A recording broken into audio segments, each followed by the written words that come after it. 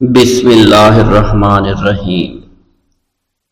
ناظرین گرامی، روایت میں آتا ہے کہ قطب الاقطاب حضرت شیخ عبد القادر جیلانی الحسنی والحسینی الجیلانی، حضرت غوث اعظم شیخ عبد القادر جیلانی رحمۃ اللہ علیہ جب نماز ادا کرتے تو بہت زار و قطار رویا کرتے، یعنی گریہ زاری کیا کرتے تھے۔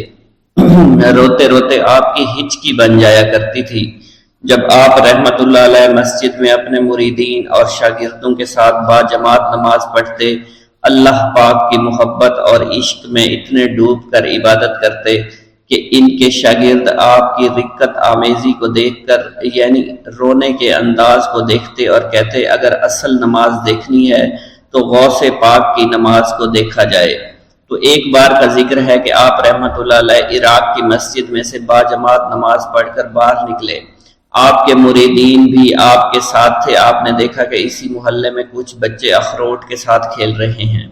آپ بچوں سے بہت پیار کیا کرتے تھے، گویا کہ خود بچپن میں کبھی بچوں کی طرح کھیل کود نہیں کر سکے، لیکن بچوں کو دیکھ کر آپ مسکراتے تھے۔ آپ آگے بڑھنے لگے اور مریدین کی بڑی جماعت بھی آپ کے ساتھ تھی۔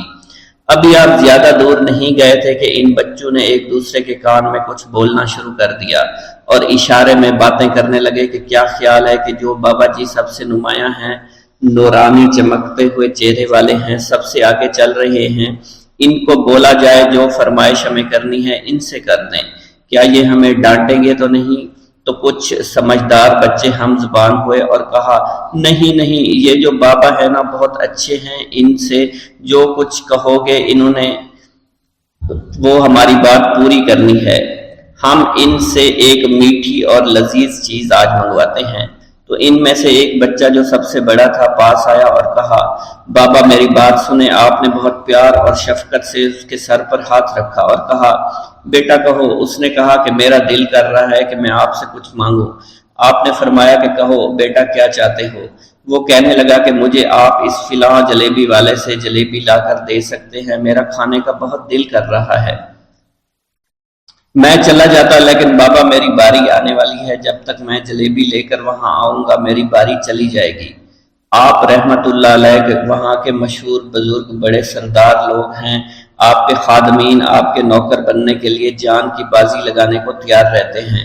ادھر وہ بچے آپ کے رتبے کو بھی دیکھ رہے تھے اور یہ بھی دیکھ رہے تھے کہ آپ کون سی شخصیت ہے، لیکن پھر بھی اتنے سارے لوگوں کو چھوڑ کر آپ سے وہ بچہ کہتا ہے کہ بابا مجھے جلیبی لا کر دے دیں۔ بابا جی نے کہا کہ ٹھیک ہے میں لا کر دے دیتا ہوں۔ آپ کا ایک مرید آپ کے پاس آیا اور کہا، حضرت آپ کیوں اس بات پر توجہ دے رہے ہیں؟ آپ اس بچے کی فرمائش پر جلیبی لا رہے ہیں۔ حضرت آپ پر میری جان قربان ہو، میں اس بچے کو جلیبی لا کر دے دیتا ہوں۔ آپ رحمت اللہ علیہ نے اسے اپنے ہاتھ کے اشارے سے منع فرمایا اور کہا، اس نے مجھ سے کہا ہے نا تو میں ہی اس کی خواہش کو پورا کروں گا۔ پھر آپ رحمت اللہ علیہ اس جلیبی والے کے پاس تشریف لے گئے اور جلیبی والا کچھ دیر پہلے اداس بیٹھا ہوا تھا۔ آپ رحمت اللہ علیہ اس کی دکان میں تشریف لے گئے تو وہ خوشی خوشی سے جھومنے لگا۔ آپ رحمت اللہ علیہ نے اس جلیبی والے سے جلیبی لی، اس نے خوشی خوشی آپ رحمت اللہ علیہ کے ہاتھوں میں جلیبی تھما دی۔ وہ آدمی لگ بھگ 70 سال کا تھا، اس بڑھاپے میں بھی وہ کام کرنے پر مجبور تھا۔ اس کی آنکھوں میں آپ رحمت اللہ علیہ کو دیکھ کر آنکھوں سے آنسو آ گئے۔ اس نے روتے ہوئے کہا، اللہ کا لاکھ لاکھ شکر ہے، اس نے میری دعا سن لی۔ آپ نے میری دکان میں قدم رکھے تو کئی دنوں سے آپ کے انتظار میں یہاں بیٹھا ہوا تھا۔ میں جانتا تھا کہ آپ ضرور میری دکان پر تشریف لائیں گے۔ آپ رحمت اللہ علیہ نے فرمایا، تمہیں کیسے پتا تھا کہ میں تمہاری دکان پر آؤں گا؟ وہ کہنے لگا کہ حضرت عرصہ ہوا ہے، کئی مہینوں سے میرا کاروبار نہیں چل رہا تھا، میرا کاروبار دن بدن ٹھپ ہوتا جا رہا تھا، فاقوں تک کی نوبت آ گئی تھی۔ مجھے اپنی فکر نہیں تھی لیکن اپنے چھوٹے چھوٹے بچوں کی تھی۔ اس بڑھاپے میں اللہ تعالیٰ نے اولاد تو دی لیکن ان کو پالنے کا کوئی بندوبست نہیں ہو رہا تھا۔ میں نے اپنی اس پریشانی کا ذکر کسی سے کیا تو اس نے کہا کہ عراق کے ایک شہر میں چلے جاؤ، وہاں پر کوئی ایک فقیر ہے، اس سے دعا کراؤ، وہ جس کے لیے دعا کرتے ہیں اس کا کام بن جاتا ہے۔ میں اتنا پریشان تھا کہ اس آدمی کے کہنے پر اس فقیر سے ملنے چلا گیا۔ اس کی تلاش کر کے میں نے اس سے کہا، تم میرے لیے دعا کرو تاکہ میرے کاروبار میں ترقی ہو جائے اور میرے رزق میں برکت ہو جائے۔ اور تنگ دستی دور ہو جائے تاکہ میں بیوی بچوں کا پیٹ پال سکوں۔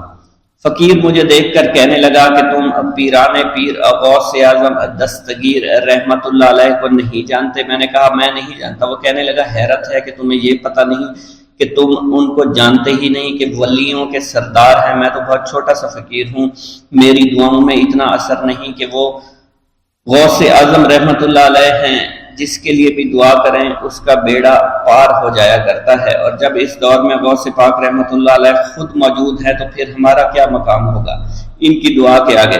ہماری دعا کچھ بھی نہیں ہے۔ میں نے کہا اگر یہ بات ہے کہ آپ سے بڑا کوئی بزرگ ہے تو مجھے بتائیے کہ غوث پاک رحمت اللہ علیہ مجھے کہاں ملیں گے اور میں کہاں جاؤں ان سے ملنے کے لیے؟ وہ کہنے لگا کہ وہ جیلان میں ہیں، تم ادھر جاؤ، ہماری کیا جرت کہ آپ کے لیے دعا کریں۔ آپ رحمت اللہ علیہ جس کے لیے بھی دعا فرماتے ہیں اس کا بیڑا پار ہو جاتا ہے، اور اس کو کہیں بول جانے کی ضرورت نہیں ہوتی۔ حضور جب اس فقیر نے مجھے یہ بات کہی تو فوراً جیلان شریف میں آ گیا، اور یہاں پر میں نے آپ کی تلاش شروع کی۔ آج دیکھیے آپ خود بخود میری دکان پر تشریف لائے ہیں،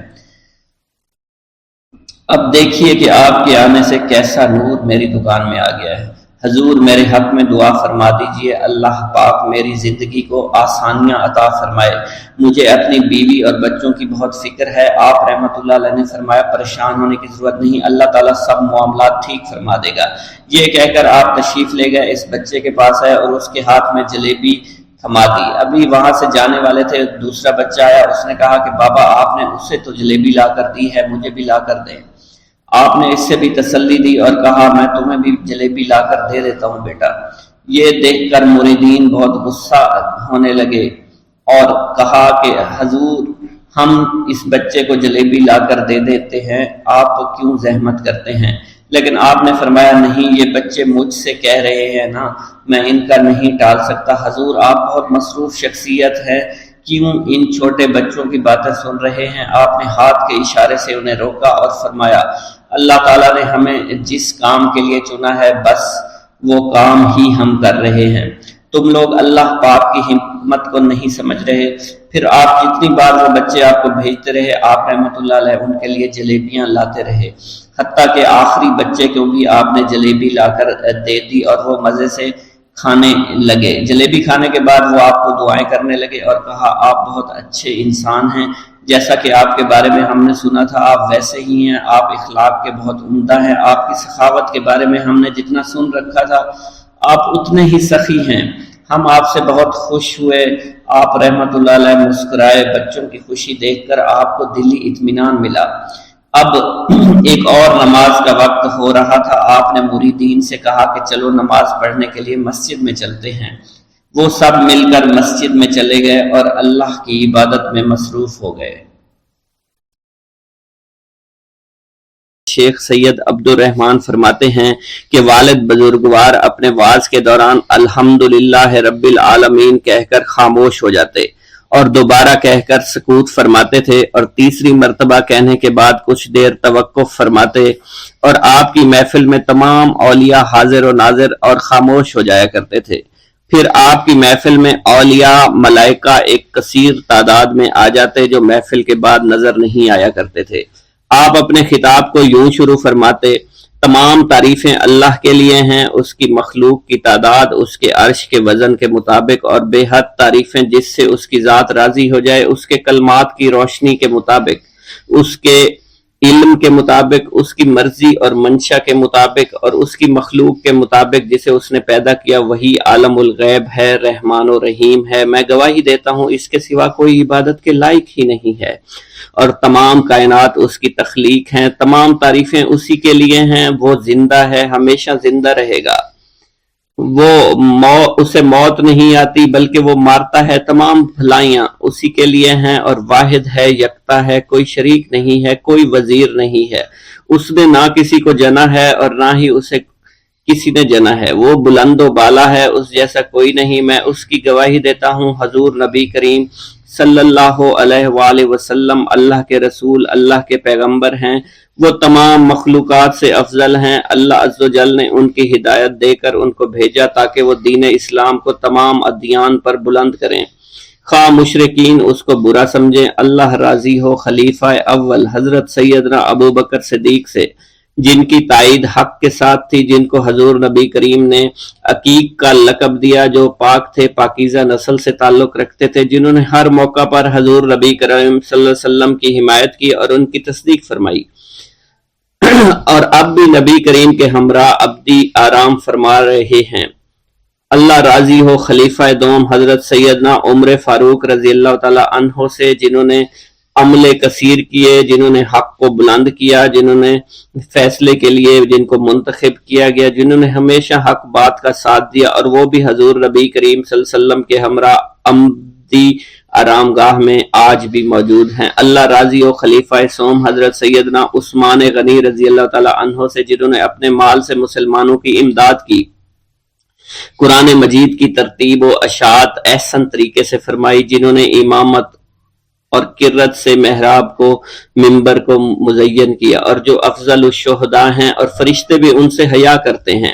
اللہ راضی ہو خلیفہ چہارم حضرت سیدنا علی المرتضیٰ سے، جو شجاعت و جواں مردی میں بے مثل ہیں، حضور نبی کریم صلی اللہ علیہ وسلم کے چچا زاد بھائی اور داماد ہیں، آپ دین اسلام کے امام و عالم ہیں، اور جن کے لیے حضور نبی کریم صلی اللہ علیہ وسلم نے فرمایا کہ میں تم پر فدا ہو جاؤں۔ اللہ راضی ہو حسنین کریمین حضرت سیدنا امام حسن امام حسین سے، جن کی نیکیاں تا حشر قائم رہنے والی ہیں اور جن کے مراتب بے مثل ہیں۔ اللہ نے ان کے قلوب کو نیکیوں کی جانب مائل کیا۔ اے اللہ تو ہمارے رازوں اور دلی کیفیات سے واقف ہے، ہمیں ہر عمل کرنے اور برائی سے بچنے کی توفیق عطا فرما، اور ہمیں گناہوں کی لذت سے بچا، ہمیں اپنے ما سوا سے محفوظ رکھ اور اپنی مشغولیت عطا فرما۔ بے شک اللہ کے سوا کوئی عبادت کے لائق نہیں، جو چاہتا ہے وہی ہوتا ہے، اور وہی قوی اور وہی عظیم ہے۔ اے اللہ ہمیں غفلت سے بچا اور ہمارے اوپر وہ بوجھ نہ ڈال جو تو نے پہلی امتوں پر ڈالا۔ اے ہمارے رب العالمین ہمیں معاف فرما اور ہماری مغفرت عطا فرما، کیونکہ تو ہی ہمارا رب ہے، تو ہی ہمارا مولا ہے، آمین۔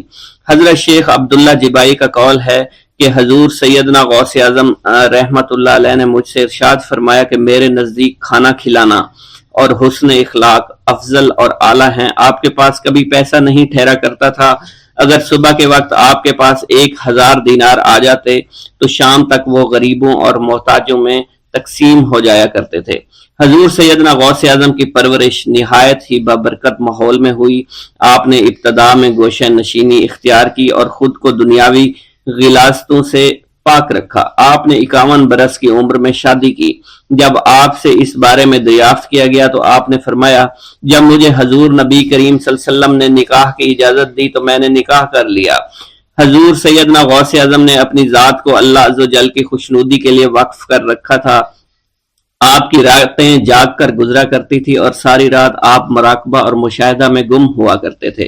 آپ کی عادت مبارکہ تھی کہ آپ سجدہ کو دراز کیا کرتے تھے اور بیٹھ کر مراقبہ فرمایا کرتے تھے۔ اسی دوران آپ کا جسم مبارک نورانی شعاؤں کے زیر اثر ہوتا اور کئی مرتبہ آپ نورانی شعاؤں میں غائب ہو جایا کرتے تھے۔ حضرت شیخ ابو عبداللہ بن حسنین بن ابی الفضل فرماتے ہیں کہ حضور سیدنا غوث اعظم کے بعض دہقانی مریدین ہر سال آپ کے لیے گیہوں بوتے تھے اور جائز طریقہ سے اسے پالتے تھے۔ پھر آپ کے بعض مریدین اسے پیستے اور آپ کے لیے ہر روز 4-5 روٹیاں پکاتے اور شام کو آپ کے پاس روٹیاں لے کر آیا کرتے تھے۔ آپ حاضرین میں ایک ایک ٹکڑا تقسیم کر دیتے اور جو بچ جاتا وہ اپنے لیے رکھ لیا کرتے تھے۔ حضرت شیخ خضر حسنی سے منقول ہے، حضور سیدنا غوث اعظم ایک شکستہ دل فقیر کو دیکھا۔ آپ نے اس سے اس کی کیفیت کے متعلق دریافت کیا تو اس نے کہا کہ میں آج دریا کے کنارے گیا اور ملاح سے کہا مجھے دریا کے پار لے جائے۔ اس نے انکار کر دیا۔ میں اپنے اس افلاس کے سبب پریشان اور شکستہ دل ہوں۔ ابھی اس فقیر کا کلام جاری تھا کہ ایک شخص آپ کی خدمت میں حاضر ہوا اور 30 دینار آپ کی خدمت میں پیش کیے۔ آپ نے وہ دینار اس فقیر کو دے دیے اور فرمایا کہ اس ملاح سے کہنا کہ کسی فقیر کا سوال رد نہ کیا کرے۔ حضرت شیخ معمر ابو المظفر فرماتے ہیں، میں نے حضور سیدنا غوث اعظم سے زیادہ کسی کو درگزر فرمانے والا آج تک نہیں دیکھا۔ آپ کی عطا کا یہ علم تھا، ایک محفل میں 400 لوگوں کو ولایت کے مقام اعلیٰ تک پہنچا دیا کرتے تھے، بھوکوں کو کھانا کھلانا، بیواؤں کی حاجت روائی کرنا آپ کا معمول تھا۔ جب کسی بیمار کے متعلق سنتے تو فوراً اس کی عیادت کے لیے تشریف لے جایا کرتے تھے۔ فقراء کو آپ رحمت اللہ علیہ کے در سے بغیر سوال کیے عطا ہو جایا کرتا تھا۔ حضور سیدنا غوث اعظم نے فرمایا کہ مخلوق سے کنارہ کشی سے پہلے علم حاصل کرو، کیونکہ جو شخص علم کے بغیر عبادت کرتا ہے وہ اصلاح سے زیادہ فساد میں مبتلا ہو جاتا ہے۔ تمہیں چاہیے کہ شمع شریعت اپنے ہمراہ لے کر علم کی روشنی میں علم عمل کرو، پھر اللہ تعالیٰ تمہیں علم لدنی کا وارث بنا دے گا جس سے تم ناواقف ہو۔ تمہیں چاہیے کہ تمام اسباب و ذرائع سے تعلق منقطع کر کے رشتہ داروں اور احباب سے جدائی اختیار کرو، تاکہ تم اپنے زہد کی وجہ سے اپنی قوت باطنی اور اپنے حسن ادب کا مشاہدہ کر سکو۔ خدا کے علاوہ تمام عالم و اسباب سے اس خوف سے منقطع ہو جاؤ تاکہ تمہاری شمع معرفت نہ بجھ جائے، اور جب تم 40 دن اپنے رب کے لیے مخصوص کر دو گے تو تمہارے قلب سے حکمت کے چشمے جاری ہو جائیں گے اور تم معرفت الہی کی تپش کا مشاہدہ کرنے لگے گے، جس کو حضرت موسیٰ علیہ السلام نے اپنے شجر قلب پر محسوس کیا تھا۔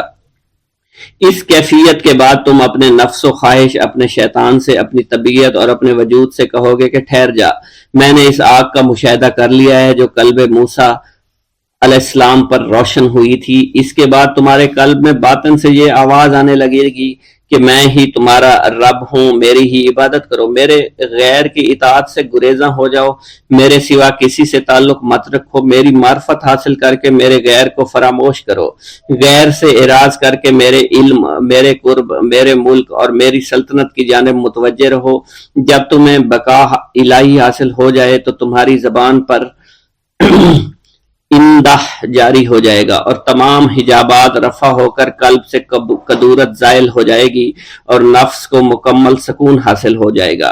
پھر جب اس کے الطاف غالب ہو جائیں گے تو تمہیں خطاب کیا جائے گا، اے قلب، فرعون نفس کی طرف توجہ کر اور اس کو راہ ہدایت پر چلاتا ہوا میری جانب آ لے اور اس سے کہہ دے کہ میرا ہی اتباع کریں، پھر انہیں رشد کے راستے پر ہدایت کر کے اس سے تعلق قائم کر اور اس کے بعد پھر قطع تعلق کر کے دوبارہ استوار کر لے اور اسی طرح سے کرتا رہے۔ حضرت شیخ و معمر سے منقول ہے، فرماتے ہیں ایک مرتبہ میں حضور سیدنا غوث اعظم شیخ عبد القادر جیلانی رحمۃ اللہ علیہ کی خدمت میں حاضر تھا۔ آپ بیٹھے کچھ لکھ رہے تھے، اسی دوران چھت سے 3 مرتبہ مٹی گری، چوتھی مرتبہ ایسا ہوا آپ نے جلال میں آ کر اس جگہ دیکھا جہاں سے مٹی گر رہی تھی۔ اسی دوران ایک چوہا اس جگہ سے نیچے گرا اور مر گیا، یہ چوہا ہی وہاں سے مٹی کھود رہا تھا۔ حضرت شیخ عمر بن مسعود بزاز فرماتے ہیں حضور سیدنا غوث اعظم وضو فرما رہے تھے، اسی دوران ایک چڑیا نے آپ کی قمیض پر بیٹ کر دی۔ آپ نے جلالی نظروں سے چڑیا کو دیکھا، وہ چڑیا اسی وقت نیچے گری مر گئی۔ آپ نے وضو سے فارغ ہونے کے بعد قمیض کے اس حصے کو دھویا اور پھر اپنی قمیض مبارک اتار کر مجھے دی اور فرمایا اس کو فروخت کر کے اس کی رقم کو خیرات کر دو، یہ اس کا بدلہ ہے۔ حضور سیدنا غوث اعظم کے زمانہ میں بہت ہی گناہگار شخص تھا، اس کے دل میں آپ سے بے پناہ محبت تھی۔ جب اس کے مرنے کے بعد دفن کیا گیا تو قبر میں منکر نکیر نے سوالات کیے تو اس نے سوال کے جواب میں عبد القادر جواب دیا۔ منکر نکیر نے اللہ کی بارگاہ میں اس کے جواب کو پیش کیا، حکم ہوا اگرچہ یہ بندہ فاسقوں میں سے ہے لیکن یہ میرے محبوب سید عبد القادر جو کہ صادقین میں سے ہیں ان سے محبت رکھتا ہے۔ بغداد کے محلہ باب العز کے قبرستان میں سے ایک قبر سے مردہ کے چیخنے کی آواز آنے لگی۔ لوگوں نے حضور سیدنا غوث اعظم کی خدمت میں عرض ہو کر عرض کیا، آپ نے دریافت کیا کیا صاحب قبر نے مجھ سے خرقہ پہنا؟ لوگوں نے عرض کیا ہمیں اس کا علم نہیں۔ آپ نے دریافت کیا کیا یہ میری محفل میں کبھی شریک ہوا؟ ہمیں اس کا علم نہیں۔ آپ نے پھر دریافت کیا کیا کبھی میرے پیچھے نماز پڑھی؟ نہیں معلوم۔ آپ نے مراقبہ فرمایا اور آپ کے چہرہ مبارک پر جلالیت کے آثار نمودار ہو گئے۔ بعد ازاں آپ نے چہرہ مبارک پر وقار ظاہر ہوا اور آپ نے فرمایا کہ اس شخص نے میری زیارت کی، مجھ سے حسن ظن رکھا، اسی وجہ سے اللہ نے اس پر رحم فرما دیا ہے، چنانچہ اس کے بعد کبھی قبر سے آواز نہیں آئی۔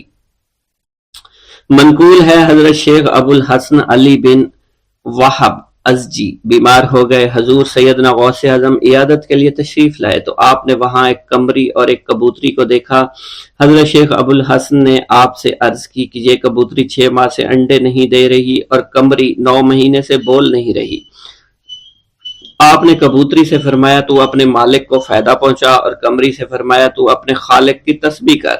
چنانچہ قمری نے اسی وقت کوکو کرنا شروع کر دیا، یہاں تک کہ بغداد کے لوگ اس کی آواز سننے کے لیے جوق در جوق جمع ہونا شروع ہو گئے، اور کبوتری نے بھی انڈے دے دیے اور ان سے بچے نکلے۔ میرا یہ قدم تمام اولیاء کرام کی گردن پر ہے۔ ایک مرتبہ محلہ حلبہ میں اپنے مہمان خانے میں واز فرماتے ہوئے حضور سیدنا غوث اعظم پر اچانک حالت کشف طاری ہوئی۔ آپ رحمت اللہ علیہ نے فرمایا، میرا یہ قدم ہر ولی اللہ کی گردن پر ہے۔ یہ ارشاد سن کر تمام اولیاء اللہ نے اپنی گردنیں جھکا دیں۔ صلحائے امت نے اس کی توضیح فرمائی ہے کہ آپ رحمت اللہ علیہ کے عہد مبارک اور بعد میں قیامت تک آپ کی عطا کے بغیر ولی اللہ ولایت کے درجے پر فائز نہیں ہو سکتا۔ سلطان الہند حضرت خواجہ معین الدین چشتی المعروف خواجہ غریب نواز اس وقت خراسان کے پہاڑوں پر مجاہدات میں مشغول تھے۔ انہوں نے بھی حضور سیدنا غوث اعظم کا ارشاد گرامی سن کر اپنی گردن جھکا دی اور یوں عرض گزار ہوئے، آپ کے قدمین شریفین میرے سر اور میرے آنکھوں پر ہیں۔ حضور سیدنا غوث اعظم فرماتے ہیں کہ میں 10 برس کی عمر میں اپنے شہر کے مکتب میں حصول علم کے لیے جایا کرتا تھا۔ اس وقت میرے ساتھ ملائکہ بھی ہوتے تھے جو میرے آگے پیچھے میری حفاظت کے لیے چلتے تھے۔ جب میں مدرسہ پہنچتا تو یہ منادی کرتے تھے، اللہ کے ولی کے لیے جگہ خالی کر دو۔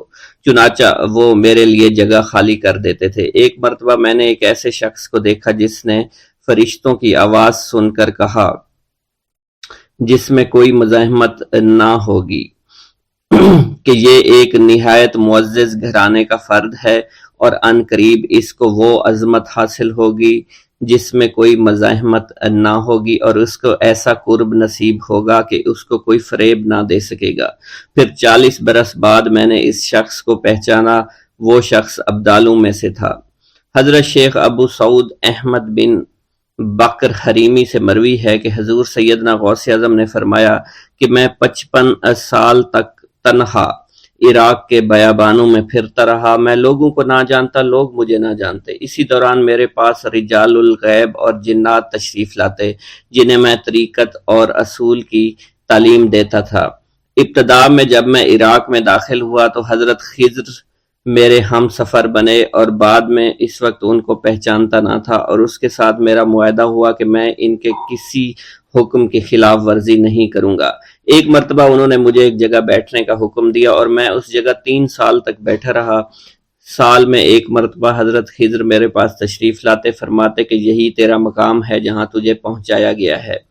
اس عرصہ کے دوران تمام نفسانی خواہشات مجھ پر انسانی شکل میں وارد ہوئیں، لیکن اللہ عز و جل نے مجھے ہر موقع پر استقامت عطا فرمائی اور مجھے ان خرافات سے بچائے رکھا۔ ابتدا میں میرا نفس مجاہدہ کا کوئی طریقہ اختیار کرتا تو میں اس پر قائم ہو جاتا اور کسی چیز کو قبول نہ کرتا تھا۔ ایک طویل مدت تک اپنا گلا گھونٹتے ہوئے میں مدائن کے جنگلوں میں مجاہدات میں مشغول رہا۔ حضور سیدنا غوث اعظم فرماتے ہیں کہ میں نے اپنے نفس کو مختلف مجاہدوں، مختلف ریاضتوں اور مختلف مشقتوں میں ڈالے رکھا۔ 1 سال تک میں گری ہوئی چیزیں اٹھا کر کھاتا رہا، دوسرے سال پانی پر گزارا کیا، اور تیسرے سال نہ میں نے کچھ کھایا، نہ پیا اور نہ ہی سویا۔ ایک مرتبہ شدید سردی کی وجہ سے میں ایوان کسریٰ کے کھنڈرات میں سویا تو رات بھر میں 40 مرتبہ طبیعت خراب ہوئی۔ حضور سیدنا غوث اعظم فرماتے ہیں، ہر سال ایک بزرگ آتے اور وہ مجھے جبہ دے کر چلے جاتے۔ اسی طرح میں نے بے شمار طریقوں سے دنیا اور نفس سے چھٹکارا پانے کی کوشش کی۔ لوگ مجھے دیوانہ سمجھتے تھے۔ میں برہنہ جسم جنگلوں میں چلا جاتا اور کانٹوں پر لوٹتا شور مچاتا تھا۔ میرا تمام بدن سے خون جاری ہو جایا کرتا تھا اور لوگ مجھے اٹھا کر شفا خانے لے جایا کرتے، جہاں میری حالت مزید بگڑ جاتی۔ ایک وقت ایسا بھی آیا جب مجھ میں اور مردہ میں کوئی فرق نہ تھا۔ لوگ کفن لے کر آئے، غسال کو بلوایا کہ وہ مجھے غسل دے دیں۔ ابھی انہوں نے مجھے غسل دینے کے لیے تختہ پر ڈالا ہی تھا کہ میری حالت درست ہو گئی۔ میں اٹھ کھڑا ہوا۔ طریقت کی ان پرخطر راہوں میں نہ تو میں کبھی خوف زدہ ہوا اور نہ کبھی میرا نفس مجھ پر غلبہ پا سکا اور نہ ہی دنیا کی آرائش مجھے حیران کر سکی۔ حضور سیدنا غوث اعظم فرماتے ہیں، شیطان نے میرے گرد بے شمار جال بچھائے۔ جب میں نے اس سے کہا کہ یہ کیا ہے تو اس نے کہا یہ دنیاوی چیزیں ہیں اور میں ان جالوں سے تم جیسوں کو شکار کرتا ہوں۔ میں نے 1 سال تک شیطان کا مقابلہ کیا، اس کے بچھائے ہوئے تمام جالوں کو ختم کر دیا۔ اس کے بعد میرے سینے کو کھول دیا گیا اور مجھ پر بے شمار خلائق ظاہر ہوئے۔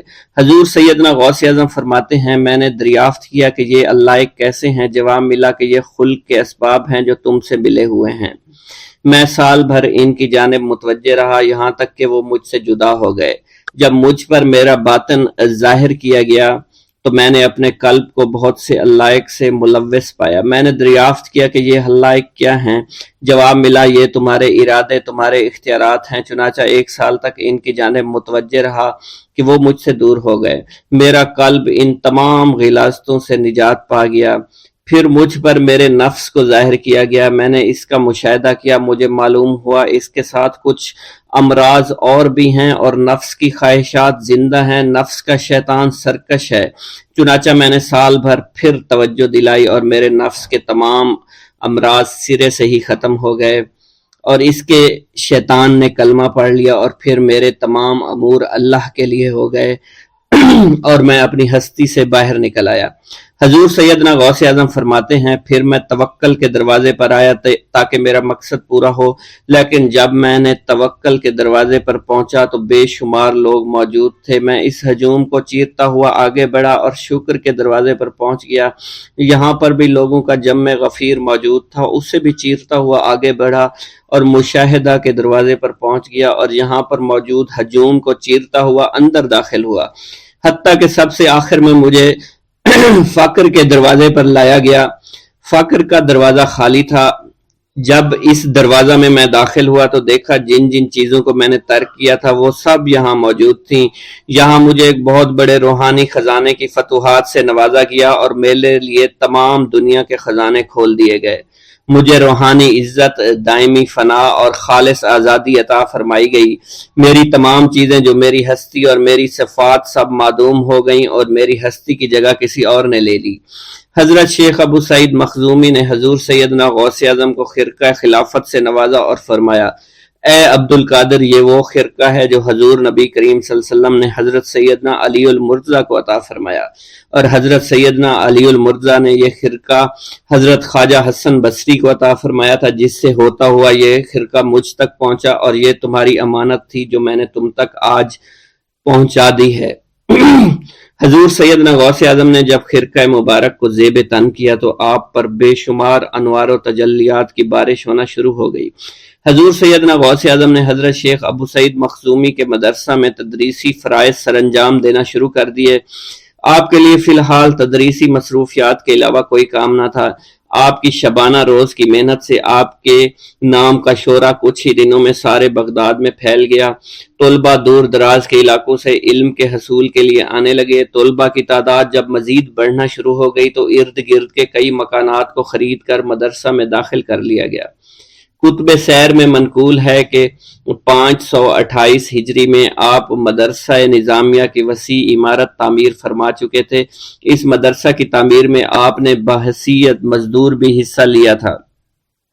حضرت شیخ ابو الخشاب سے مروی ہے کہ میں جوانی میں جب علم نحو پڑھ رہا تھا تو لوگوں نے مجھے حضور سیدنا غوث اعظم کے پاس جانے کا مشورہ دیا اور اس کی وجہ سے مجھے بھی اشتیاق ہوا کہ میں آپ کا واز سنوں۔ ایک مرتبہ کچھ لوگوں کے ہمراہ آپ کی مجلس میں دوستوں کے ہمراہ حاضر ہوا۔ آپ نے میری جانب توجہ کرتے ہوئے فرمایا، ہماری صحبت اختیار کر لو۔ چنانچہ میں نے آپ کے فرمان کے مطابق آپ کی صحبت کو اختیار کر لیا۔ آپ نے مجھے علم نحو کے علاوہ علوم عقلیہ اور تقلد حاصل کیے جس سے مجھے کوئی واقفیت پہلے نہیں تھی۔ 1 سال کے عرصہ میں آپ کی نظر کرم سے میں نے وہ علوم حاصل کر لیے جو گزشتہ اتنی عمر گزارنے کے باوجود بھی مجھے حاصل نہیں ہوئے تھے۔ منقول ہے حضرت شیخ بقا بن بطو، شیخ علی بن ہیتی اور شیخ کیلوی جب حضور سیدنا غوث اعظم کے مدرسہ میں آتے تو جھاڑو دیا کرتے تھے اور چھڑکاؤ کرتے تھے، لیکن آپ کی اجازت کے بغیر کبھی اندر داخل نہ ہوتے تھے۔ اجازت ملنے کے بعد آپ حضرات اندر داخل ہوتے اور اجازت ملنے پر ہی بیٹھتے تھے۔ آپ سے امان طلب کرتے اور امان مل جانے کے بعد مؤدب ہو کر بیٹھ جاتے۔ جس وقت آپ کہیں جانے کا ارادہ کرتے تو یہ حضرات سواری کے ہمراہ چلتے۔ آپ انہیں اس فعل سے منع فرمایا کرتے تھے اور کہتے تھے کہ ہمیں آپ کے ذریعے قرب الہی حاصل ہوا ہے۔ حضرت شیخ محمد قائل الادنیٰ سے مروی ہے کہ ایک مرتبہ حضور سیدنا غوث اعظم سے دریافت کیا گیا کہ آپ کی بزرگی اور عظمت کا راز کیا ہے۔ آپ نے فرمایا کہ میں کبھی جھوٹ نہیں بولتا اور کبھی کسی سے کذب بیانی نہیں کرتا۔ بسم اللہ الرحمن الرحیم۔ السلام علیکم۔ حضور سیدنا غوث اعظم فرماتے ہیں، میں 10 برس کی عمر میں اپنے شہر کے مکتب میں حصول علم کے لیے جایا کرتا تھا۔ اس وقت میرے ساتھ ملائکہ بھی ہوتے تھے جو میرے آگے پیچھے میری حفاظت کی غرض سے چلتے تھے۔ جب میں مدرسہ پہنچتا تھا تو وہ بار بار منادی کرتے تھے، اللہ کے ولی کے لیے جگہ خالی کر دو، چنانچہ وہ میرے لیے جگہ خالی کر دیتے تھے۔ ایک مرتبہ میں نے ایک ایسے شخص کو دیکھا جس نے فرشتوں کی آواز سن کر کہا کہ یہ نہایت معزز گھرانے کا فرد ہے اور ان قریب اس کو وہ عظمت اور بزرگی حاصل ہوگی جس میں کوئی مزاحمت نہ ہوگی، اس کو ایسا قرب نصیب ہوگا کہ اس کو کوئی فریب نہ دے سکے گا۔ پھر 40 برس بعد میں نے اس شخص کو پہچانا، وہ شخص ابدالوں میں سے تھا۔ حضرت شیخ ابو سعود احمد بن ابی بکر سے مروی ہے، حضور سیدنا غوث اعظم نے فرمایا، میں 25 سال تک تنہا عراق کے بیابانوں میں پھرتا رہا۔ میں لوگوں کو نہ جانتا تھا، لوگ مجھے نہیں جانتے تھے۔ اسی دوران میرے پاس رجال الغیب اور جنات تشریف لائے جنہیں میں طریقت اور رسول اللہ کی تعلیم دیا کرتا تھا۔ ابتدا میں جب میں عراق میں داخل ہوا تو حضرت خضر میرے ہم سفر تھے اور میں انہیں اس وقت سے پہچانتا نہیں تھا۔ ان کے ساتھ میرا معاہدہ ہوا کہ میں ان کے کسی حکم کی خلاف ورزی نہیں کروں گا۔ ایک مرتبہ انہوں نے مجھے ایک جگہ بیٹھنے کا حکم دیا، میں اسی جگہ 3 سال بیٹھا رہا۔ سال میں ایک مرتبہ حضرت خضر میرے پاس تشریف لاتے اور فرماتے، یہی تیرا مقام ہے جہاں تجھے پہنچایا گیا ہے۔ اس عرصہ کے دوران تمام نفسانی خواہشات مجھ پر انسانی شکل میں وارد ہوئیں، لیکن اللہ نے مجھے ہر موقع پر استقامت عطا فرمائی اور مجھے ان خرافات سے بچائے رکھا۔ ابتدا میں میرا نفس مجاہدہ کا کوئی طریقہ اختیار کرتا تو میں اس پر قائم ہو جایا کرتا تھا اور کسی چیز کو قبول نہیں کرتا تھا۔ ایک طویل مدت تک اپنا گلا گھونٹتے ہوئے میں نے مدائن کے جنگلوں میں مجاہدات میں مشغول رہا۔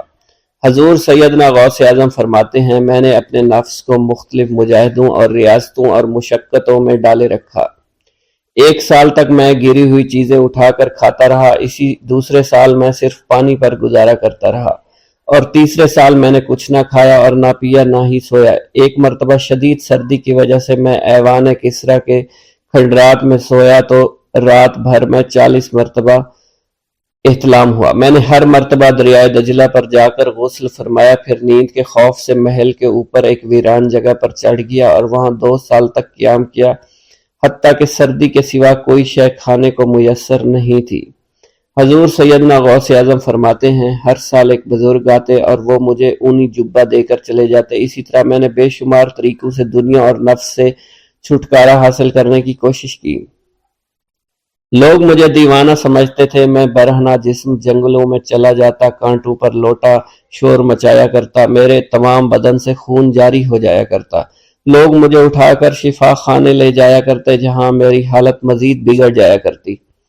ایک وقت ایسا آیا جب مجھ میں اور مردہ میں کوئی فرق نہ تھا۔ لوگ کفن لے آئے اور غسال کو بلوایا کہ وہ مجھے غسل دے۔ ابھی انہوں نے مجھے غسل دینے کے لیے ایک تختہ پر لٹایا، میری حالت درست ہو گئی، میں اٹھ کھڑا ہوا۔ طریقت کی ان پرخطر راہوں میں نہ تو میں کبھی خوف زدہ ہوا، نہ کبھی میرا نفس مجھ پر غالب پا سکا۔ اور نہ ہی دنیا کی آسائش مجھے حیران کر سکی۔ حضور سید غوث اعظم فرماتے ہیں شیطان نے میرے گرد بے شمار جال بچھائے۔ جب میں نے ان سے کہا یہ کیا ہے، اس نے کہا یہ دنیاوی آلائشیں ہیں اور میں ان جالوں میں سے تم لوگوں کا شکار کیا کرتا ہوں۔ میں نے 1 سال تک شیطان کا مقابلہ کیا، اس کے بچھائے ہوئے تمام جالوں کو ختم کیا۔ اس کے بعد میرے سینے کو کھول دیا گیا اور مجھ پر بے شمار خلائق ظاہر ہوئے۔ حضور سیدنا غوث اعظم فرماتے ہیں میں نے دریافت کیا کہ یہ اللہ کیسے ہے؟ جواب ملا یہ خلق کے اسباب ہیں جو تم سے ملے ہوئے ہیں۔ میں سال بھر ان کی جانب متوجہ رہا یہاں تک کہ وہ مجھ سے جدا ہو گئے۔ جب مجھ پر باطن ظاہر ہوا تو میں اپنے قلب کو بہت سے علائق سے ملوث پایا۔ میں نے دریافت کیا یہ علائق کیا ہیں؟ جواب ملا یہ تمہارے ارادے، تمہارے اختیارات ہیں۔ چنانچہ 1 سال تک ان کی جانب متوجہ رہا یہاں تک کہ وہ سب علائق مجھ سے دور ہو گئے اور میرا قلب ان غلاظتوں سے نجات پا گیا۔ حضور سیدنا غوث اعظم فرماتے ہیں پھر میں نے توکل کے دروازے پر آیا میرا مقصد پورا ہو، لیکن جب میں توکل کے دروازے پر پہنچا بے شمار لوگ وہاں موجود تھے۔ میں ہجوم کو چیرتا بڑھا اور شکر کے دروازے پر پہنچ گیا، یہاں بھی لوگوں کا جمع غفیر موجود تھا، اسے بھی چیرتا آگے بڑھا اور مشاہدہ کے دروازے پر پہنچ گیا، یہاں پر موجود ہجوم کو بھی چیرتا ہوا اندر داخل ہوا، حتیٰ کہ سب سے آخر میں مجھے فقر کے دروازے پر لا دیا گیا۔ فقر کا دروازہ خالی تھا۔ جب میں اس دروازے میں داخل ہوا تو دیکھا جن جن چیزوں کو میں نے ترک کیا تھا وہ سب یہاں موجود تھی۔ یہاں مجھے ایک بہت بڑے روحانی خزانے کی فتوحات سے نوازا گیا، میرے لیے تمام دنیا کے خزانے کھول دیے گئے، مجھے روحانی عزت، دائمی غنا اور خالص آزادی عطا فرمائی گئی۔ میری تمام چیزیں جو میری ہستی اور میری صفات سب معدوم ہو گئی تھی، وہ میری ہستی کی جگہ کسی اور نے لے لی تھی۔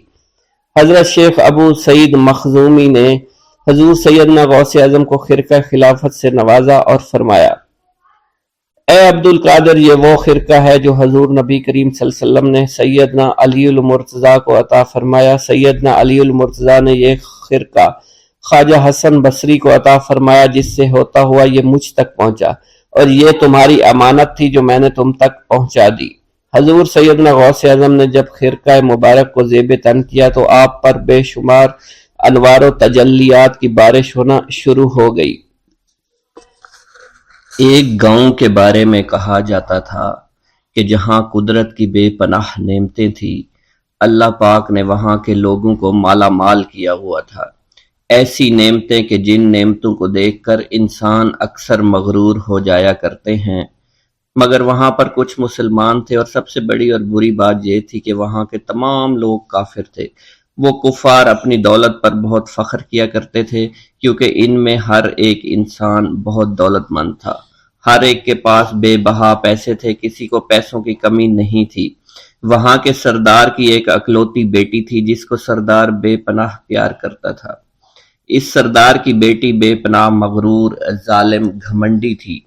وہاں پر غریب لوگ صرف مسلمان ہی تھے، تمام کافر ایک دوسرے کی مدد کیا کرتے تھے، لیکن مسلمانوں کی مدد کرنے والا وہاں پر کوئی نہ تھا، وہاں پر انہیں کوئی دیکھنے والا نہ تھا۔ سردار کی بیٹی کو کالے جادو میں خوب مہارت حاصل تھی، اور وہ جادو کی وجہ سے وہاں پر رہنے والے غریبوں پر بہت ظلم کیا کرتی تھی۔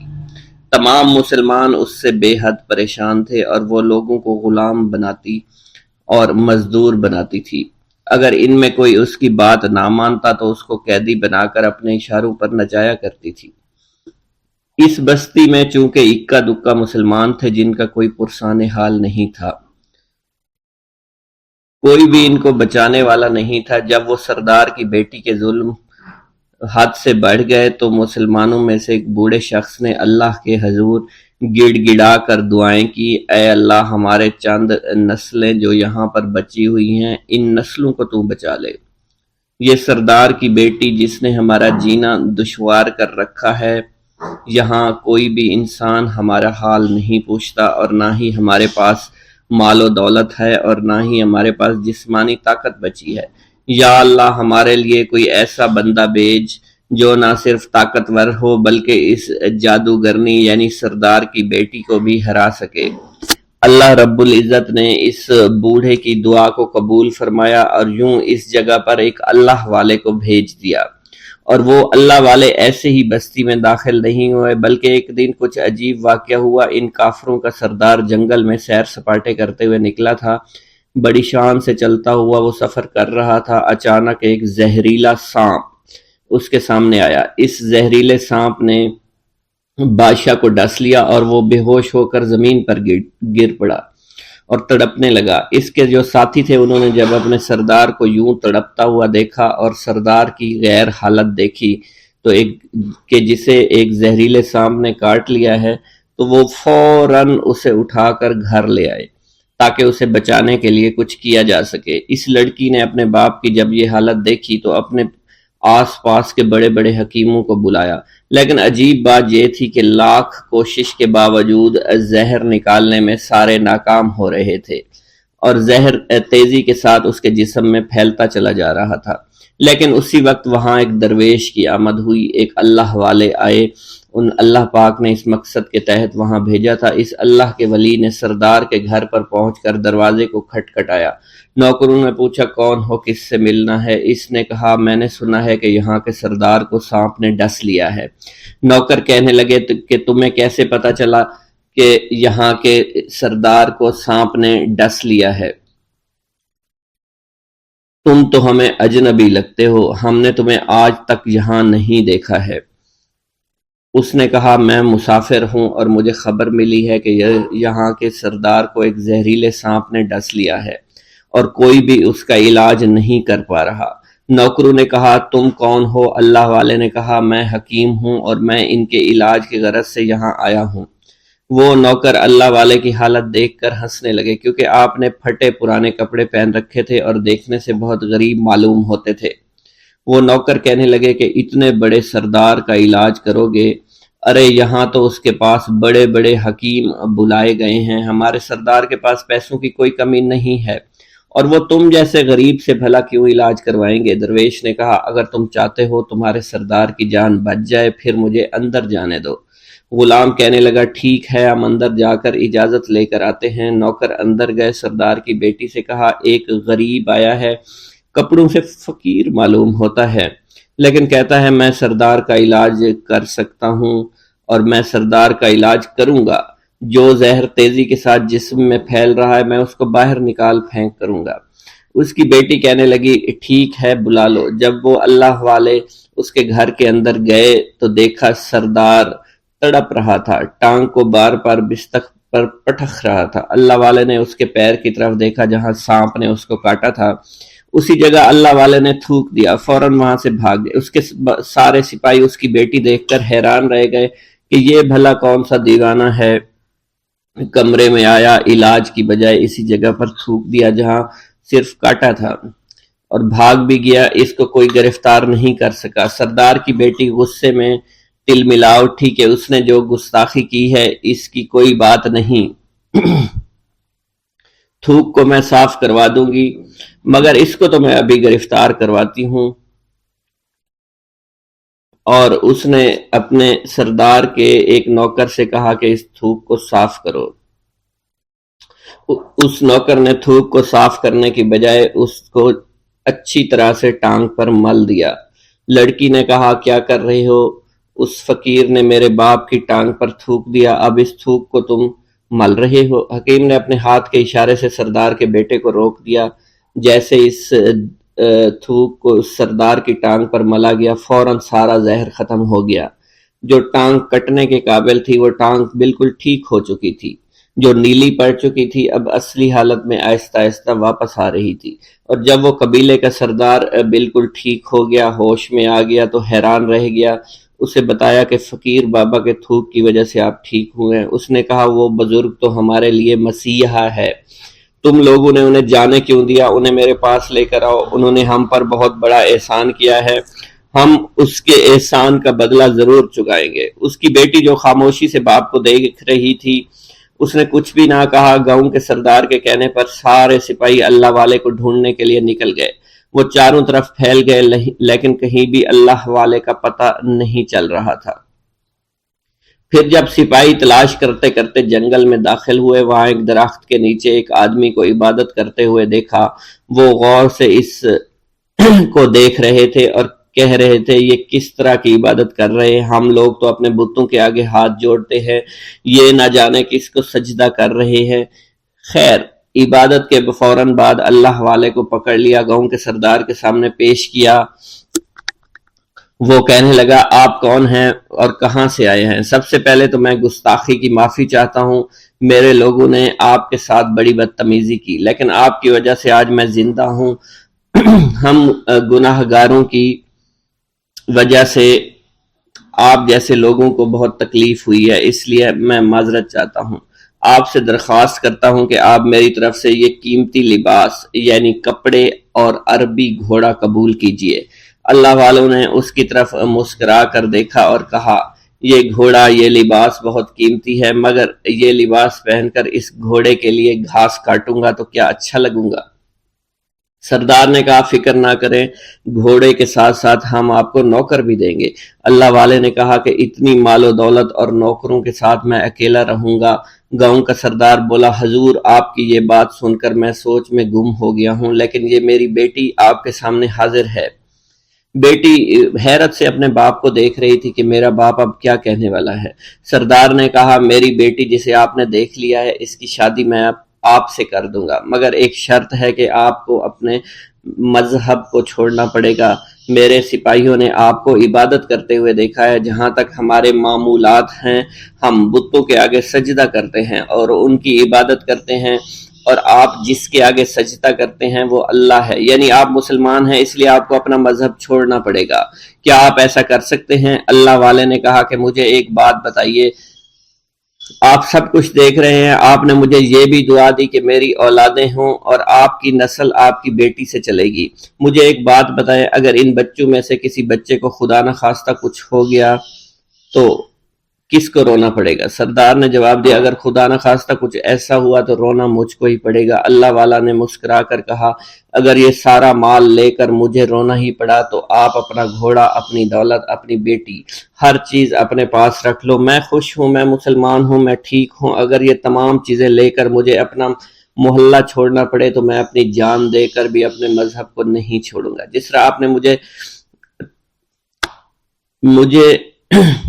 نوازا ہے، میں اسی رب کے دین کو چھوڑ کر چلا جاؤں گا۔ صرف چند پیسوں کی خاطر میں ہر دن پیسہ نہیں کر سکتا، اور اپنی درویشی میں بہت خوش ہوں۔ اللہ نے مجھے جس مقصد کے لیے بھیجا تھا وہ میرا مقصد پورا ہو جائے گا۔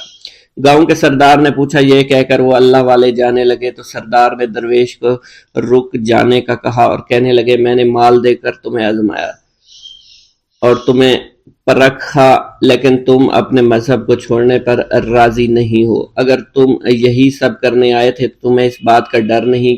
کیا تم نہیں جانتے ہم کتنے طاقتور ہیں اور میری بیٹی اپنے عمل میں اتنی ماہر ہے کہ تمہیں یہاں کھڑے کھڑے ابھی جنگلی جانور بنا سکتی ہے۔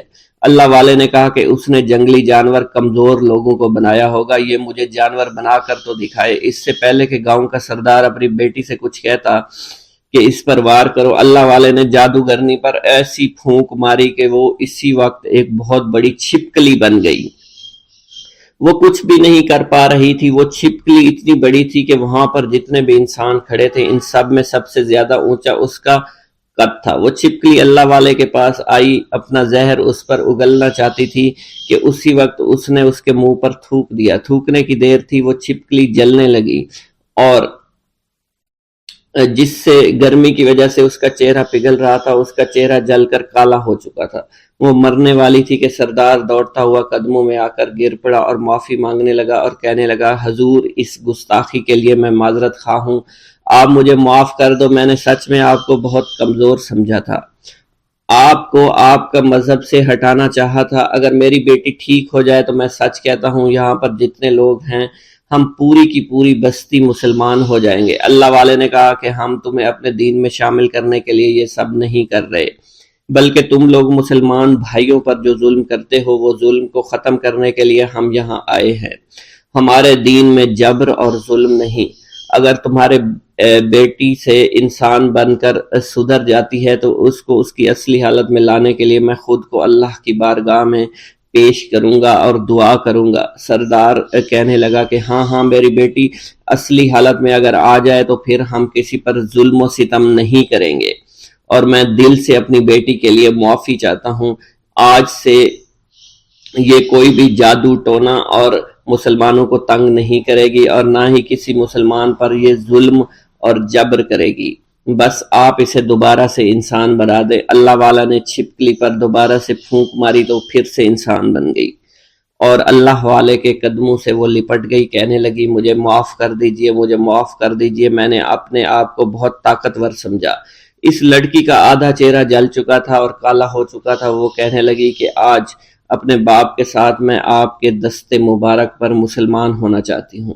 میں وعدہ کرتی ہوں کہ آج سے اس بستی پر کوئی بھی کافر کسی مسلمان کے ساتھ بدتمیزی نہیں کرے گا، زیادتی نہیں کرے گا، ظلم اور جبر نہیں کرے گا، بلکہ ہم سب یہاں مل جل کر رہیں گے اور بھائی چارے کے ساتھ رہیں گے۔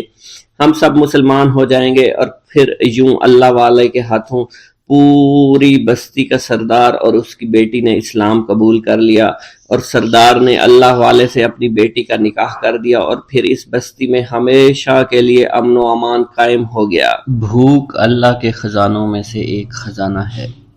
حضرت شیخ ابو محمد فرماتے ہیں، ایک روز میں حضور سیدنا غوث اعظم کی خدمت میں ایسی حالت میں حاضر ہوا کہ فاقہ سے تھا، اور میرے اہل و عیال بھی کئی دنوں سے بھوکے تھے۔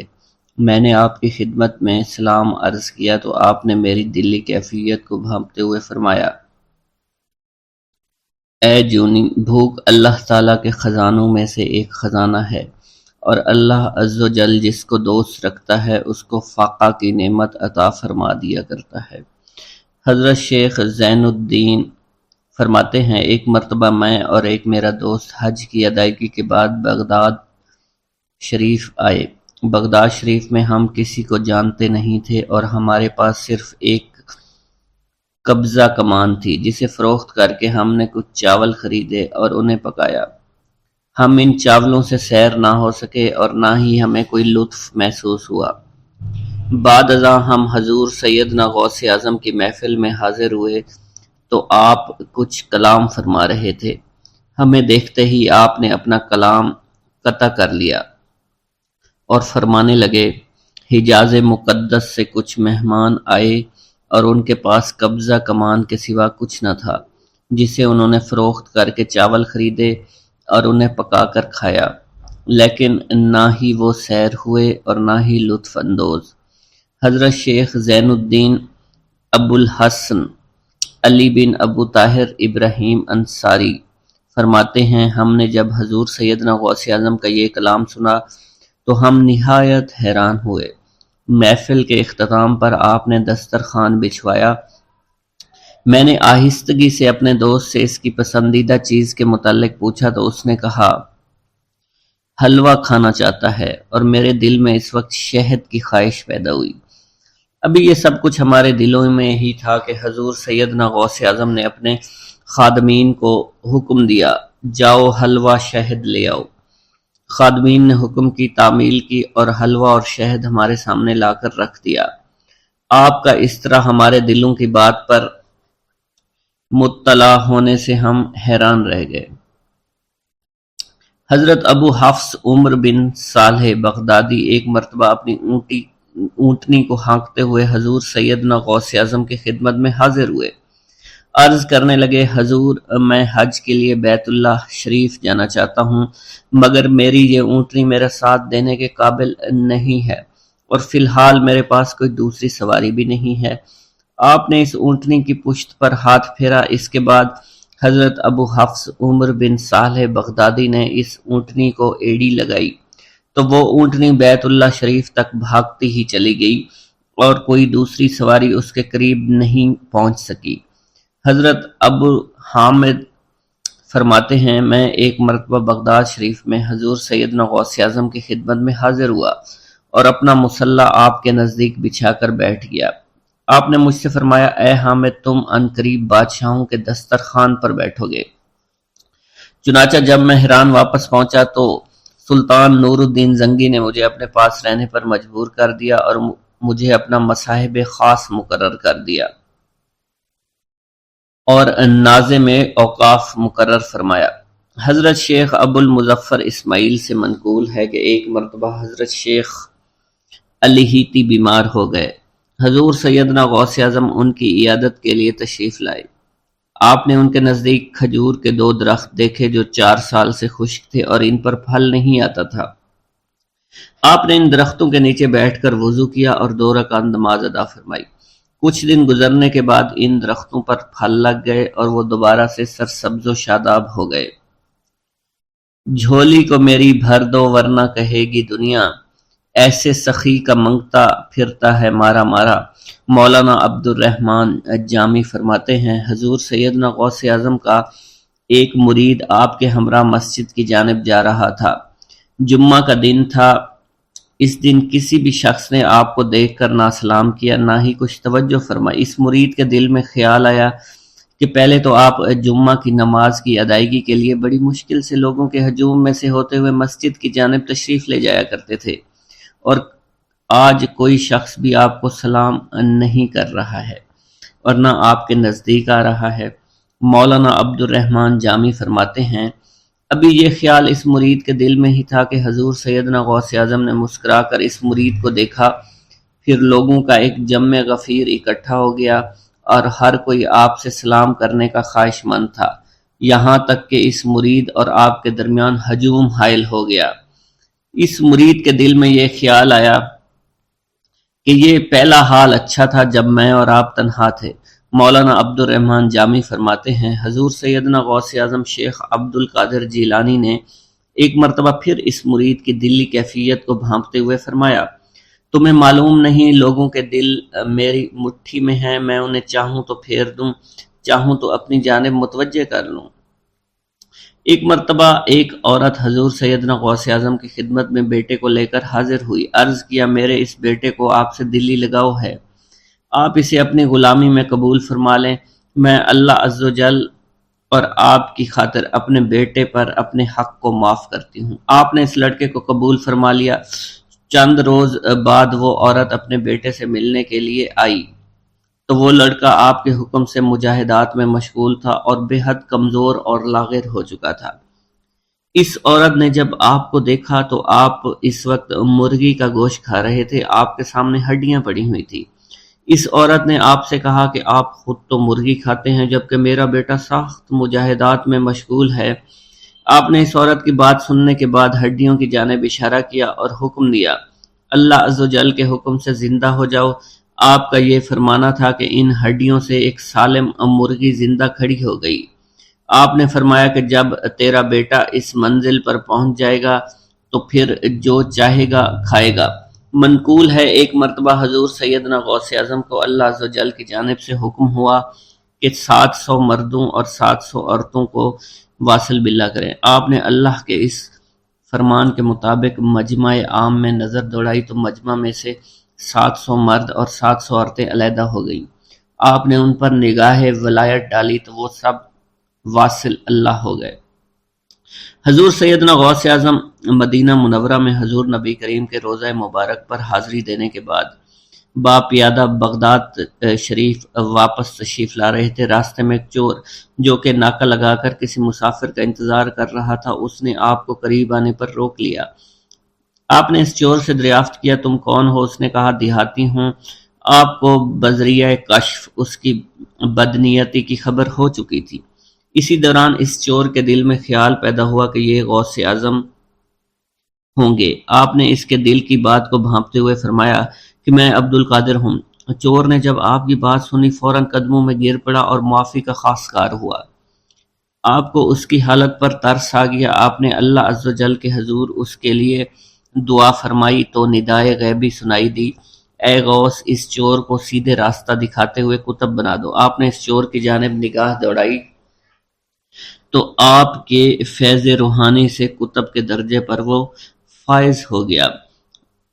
حضرت شیخ ابو عباس خضر بن عبداللہ بن یحییٰ حسینی فرماتے ہیں، ایک مرتبہ میں نے خلیفہ ابو المظفر یوسف عباسی کو حضور سیدنا غوث اعظم شیخ عبد القادر جیلانی کی خدمت میں موجود پایا۔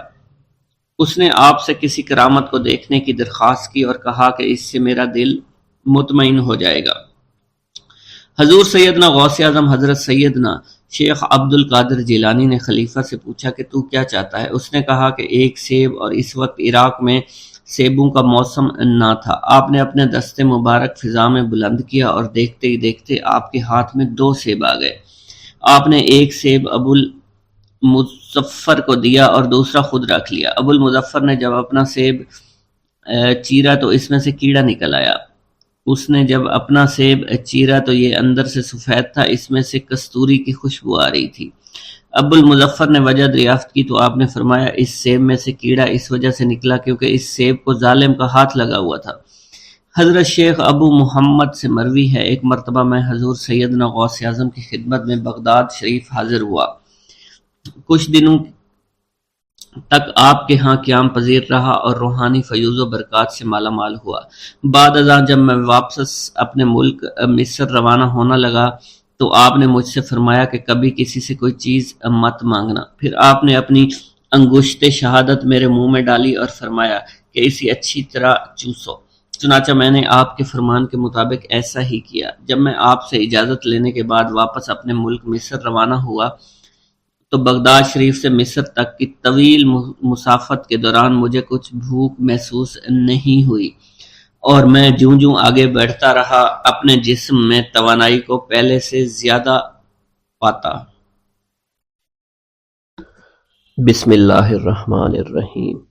حضور سیدنا غوث العظم حضرت سیدنا عبد القادر جیلانی رحمۃ اللہ علیہ فرماتے ہیں کہ احوال کے مشاہدہ اور کشف کے وقت اولیاء اللہ پر افعال خداوندی میں سے ایسی ایسی چیزوں کا ظہور ہوتا ہے جو عقلوں کو سلب کر لیتی ہے اور عادات و رسوم کو بکھیڑ دیتی ہے۔ حضور سیدنا غوث اعظم فرماتے ہیں کہ افعال خداوندی 2 اقسام میں منقسم ہیں، نمبر 1 جلال، نمبر 2 جمال۔ اللہ رب العزت اولیاء اللہ کے قلوب پر اپنی دونوں صفات کے ساتھ تجلی فرماتا ہے۔ جلال اس کا قہر ہے اور جمال اس کی رحمت ہے۔ مشاہدہ اور کشف کے بعد اولیاء اللہ دور سے دیکھتے اور سنتے ہیں، انبیاء کرام کی ارواح کی زیارت نصیب ہوتی ہے، ملائکہ اور انبیاء سے کلام کی سعادت حاصل ہوتی ہے، اور یہ سب امور عقل اور عادات و رسوم کے خلاف ہیں۔ جس وقت اللہ کی تجلی قلوب پر ظاہر ہوتی ہے تو اس وقت قلوب میں سرور طاری ہو جاتا ہے۔ اللہ عز و جل ان کے ساتھ بہترین کلام فرماتا ہے، ان کو مختلف انواع و منازل کی بشارت دیتا ہے، اور انہیں وہ منازل نصیب ہوتی ہیں کیونکہ ابتدا سے ہی قلم نے ان چیزوں کو ان کے حق میں لکھ دیا ہے۔ اولیاء اللہ کے لیے عظمت اور جلال خوف کر دینے والا ڈر ہے اور قلب پر ایسا غلبہ لاتا ہے جس کا اثر بدن کے اعضاء پر بھی ظاہر ہوتا ہے۔ حضور نبی کریم صلی اللہ علیہ وسلم سے مروی ہے، خوف شدید کے باعث نماز کے دوران میں آپ کے سینہ مبارک سے ہانڈی کے ابلنے جیسی آواز سنی جاتی تھی، کیونکہ نماز میں آپ کو اللہ عز و جل کا جلال نظر آتا تھا اور آپ پر عظمت الہیہ کا انکشاف ہوتا تھا۔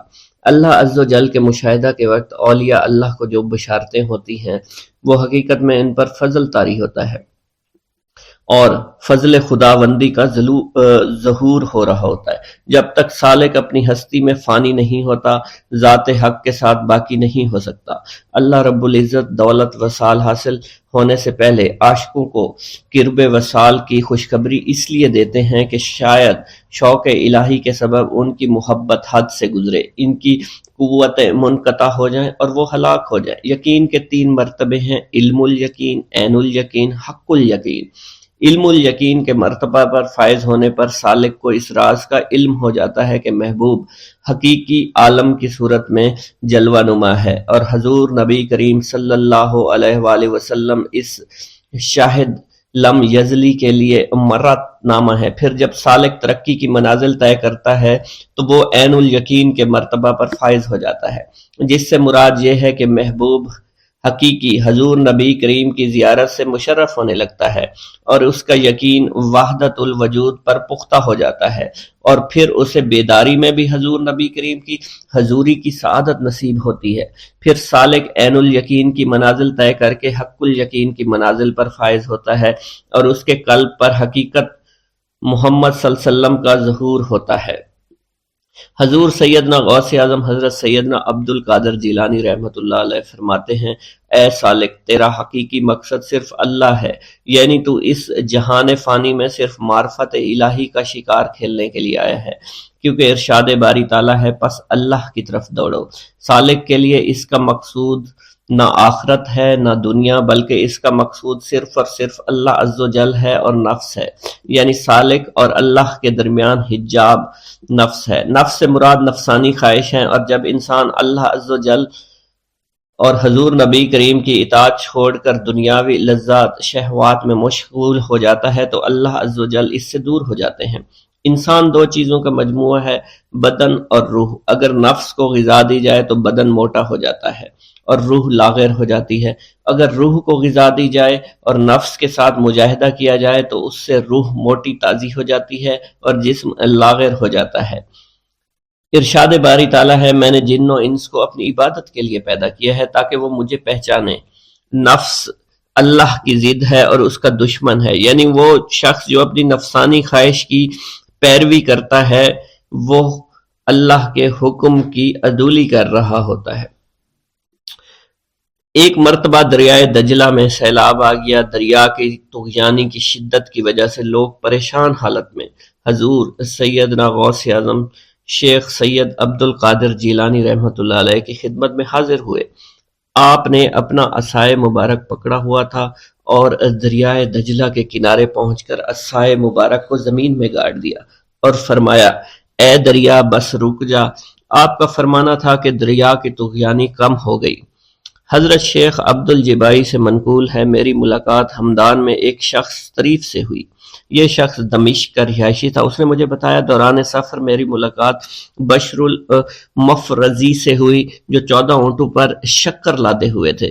انہوں نے مجھے بتایا کہ دوران سفر میرا گزر ایک جنگل سے ہوا، رات کا وقت تھا، میرے پاس 4 اونٹ اس جنگل میں گم ہو گئے۔ میں نے ان کو بہت تلاش کیا لیکن کامیاب نہ ہوا، یہاں تک کہ صبح ہو گئی۔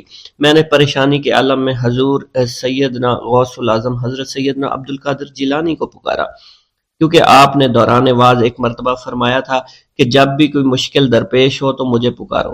چنانچہ میں آپ کو پکارنے لگا۔ اس دوران مجھے ایک ٹیلے پر ایک شخص دکھائی دیا جس نے سفید لباس زیب تن کر رکھا تھا۔ اس شخص نے مجھے ہاتھ سے ایک جانب اشارہ کیا۔ جب میں ٹیلے کے نزدیک پہنچا تو وہ شخص غائب ہو چکا تھا۔ جب میں نے اس شخص کی بتائی ہوئی سمت میں نظر دوڑائی تو مجھے اپنے 4 اونٹ مع سامان کے نظر آ گئے جنہیں میں ہانک کر لے آیا۔ گرا ہے بلاؤں میں بندہ تمہارا، مدد کے لیے آؤ یا غوث اعظم۔ مریدوں کو خطرہ نہیں بحر غم سے کہ بیڑے کے ہیں ناخدا غوث اعظم۔ حضور سیدنا غوث اعظم شیخ عبد القادر جیلانی کی ایک عورت مرید تھی جس پر ایک فاسق بدبخت عاشق ہو گیا۔ ایک دن وہ عورت رفع حاجت کے لیے نزدیک پہاڑ کے غار میں گئی تو اس فاسق بدبخت کو خبر ہو گئی۔ اس بدبخت نے غار میں جا کر عورت کو پکڑ لیا اور عزت لوٹنے کی کوشش کرنے لگا۔ اس عورت نے بآواز بلند شیخ عبد القادر جیلانی کو مدد کے لیے پکارا۔ آپ اس وقت مدرسہ میں وضو فرما رہے تھے۔ آپ نے اپنی کھڑاؤں کو اس غار کی سمت میں پھینکا۔ وہ کھڑائیں اس فاسق کے سر پر لگنا شروع ہو گئیں جس سے وہ بدبخت ہلاک ہو گیا۔ وہ عورت آپ کی کھڑائیں لے کر آپ کی خدمت میں حاضر ہوئی اور حاضرین محفل کے سامنے سارا ماجرا بیان کر دیا۔